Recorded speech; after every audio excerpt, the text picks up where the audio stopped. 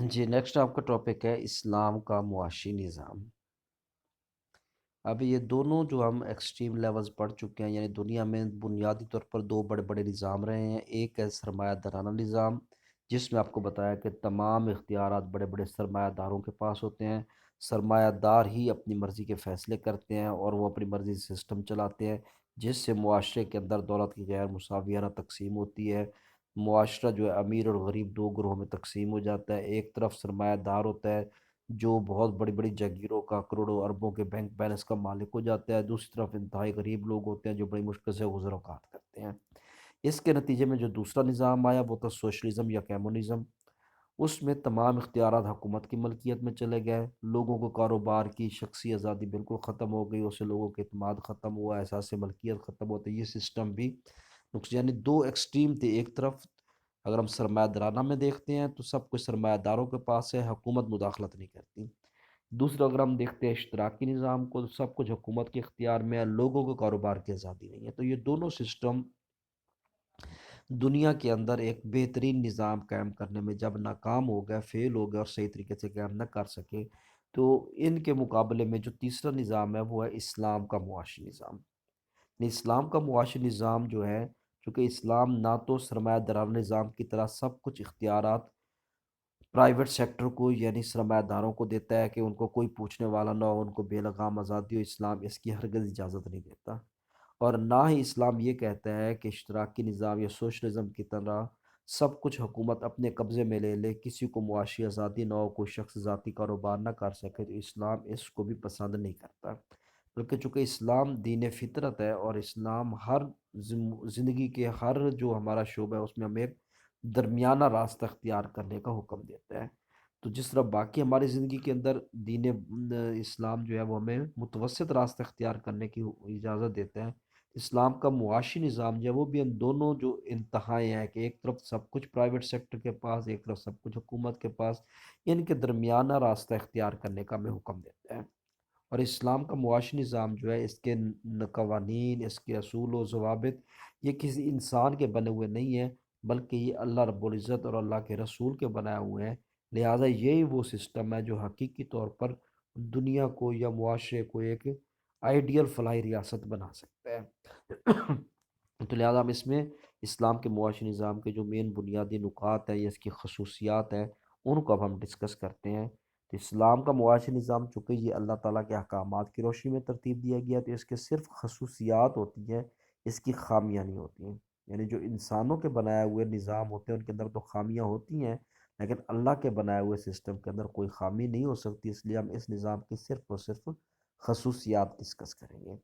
تو خصوصیات میں اگر آپ دیکھیں، نمبر ایک ہے ذرائع کی تخصیص، کہ ہمارے پاس جو ریسورسز ہوتے ہیں، وسائل ہیں ملک کے، ان وسائل کی تخصیص کیسے کی جاتی ہے؟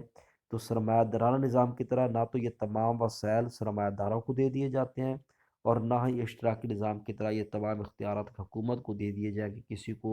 ان کو استعمال کرنے کی اجازت نہ ہو، تو ایسا نہیں ہوتا۔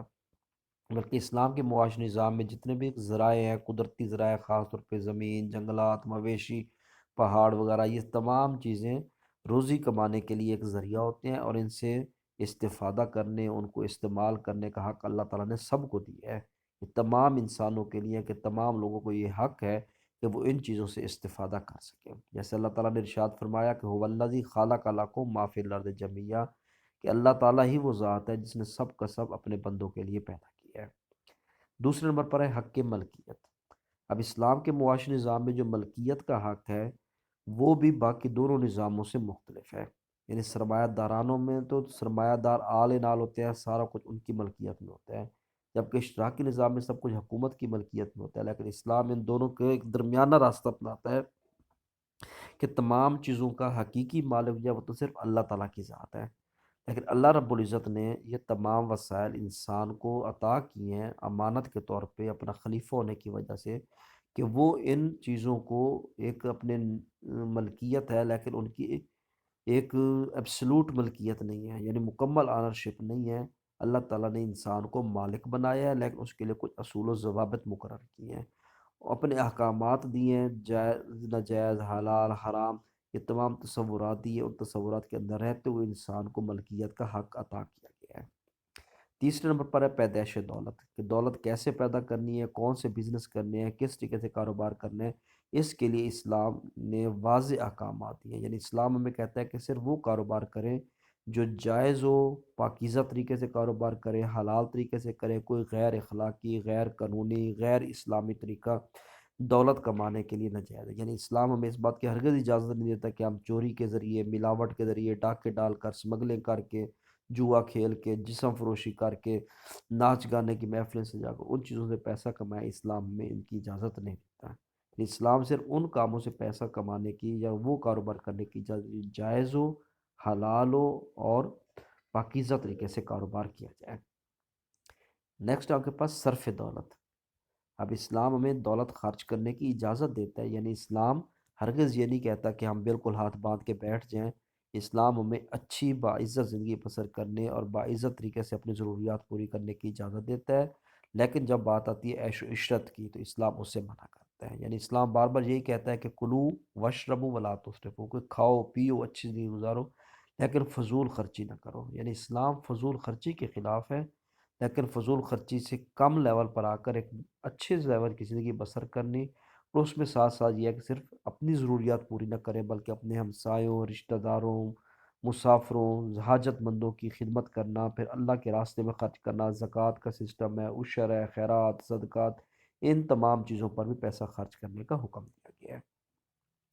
پانچواں پوائنٹ ہے ارتکاز دولت کی حوصلہ شی۔ ارتکاز دولت کا مطلب یہ ہوتا ہے کہ دولت جمع کر کے بیٹھ جانا اور اس کو خرچ نہ کرنا۔ جس طرح سرمایہ دارانہ نظام میں ہے کہ دولت چند ہاتھوں میں مرتکز ہو جاتی ہے، کہ جو بڑے بڑے سرمایہ دار ہیں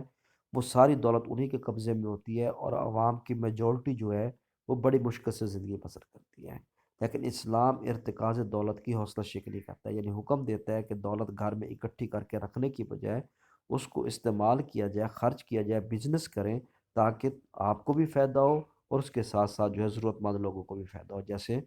سورۃ توبہ میں اللہ تعالیٰ نے ارشاد فرمایا ہے کہ جو لوگ سونا اور چاندی جمع کرتے رہتے ہیں اور اللہ کی راہ میں خرچ نہیں کرتے ان کے لیے عذاب علیم، یعنی دردناک عذاب کا ذکر کیا گیا ہے۔ تو اسلام ایسا سسٹم دیتا ہے کہ جس میں دولت ارتکاز نہیں ہوتا، دولت کٹھی ہو کر پڑی نہیں رہتی بلکہ مختلف طریقوں سے اس کو استعمال میں کیا جاتا ہے۔ اس میں سے اللہ کا حق نکالا جاتا ہے، غریبوں کا حق نکالا جاتا ہے اور اپنا کاروبار جائز طریقے سے کرنے کا اسلام حکم دیتا ہے۔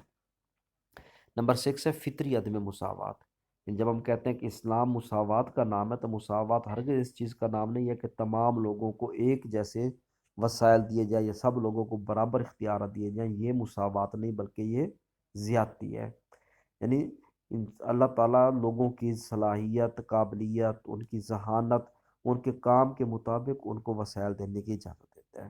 یعنی اللہ تعالیٰ نے یہ کائنات بنا تو دی ہے لیکن اس کے اندر جو جتنی زیادہ محنت کرتا ہے، کوشش کرتا ہے، جدوجہد کرتا ہے، وہ اتنے ہی زیادہ وسائل حاصل کر لیتا ہے۔ لہذا اسلام کے اندر بھی ایک عدم مساوات ہے لیکن وہ فطری ہے، چونکہ اللہ تعالیٰ نے خود فرما دیا کہ ان اللہ یرزق من یشاء بغیر رزق، اللہ تعالیٰ جس سے چاہتا ہے جتنا رزق دے دیتا ہے۔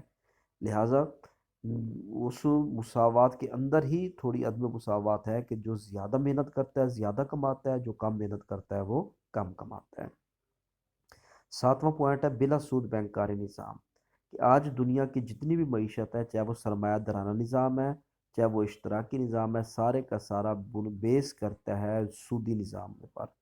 لیکن جب ہم اسلام کے کاروباری سسٹم کے اندر آتے ہیں تو اسلام کے اندر سود کو حرام قرار دیا گیا ہے اور کسی بھی شخص کو سودی کاروبار کرنے کی اجازت نہیں ہے، کیونکہ اسلام حکم دیتا ہے کہ ایسے بینک قائم کیے جائے جن میں بلا سود بینکاری نظام اور نفع نقصان کے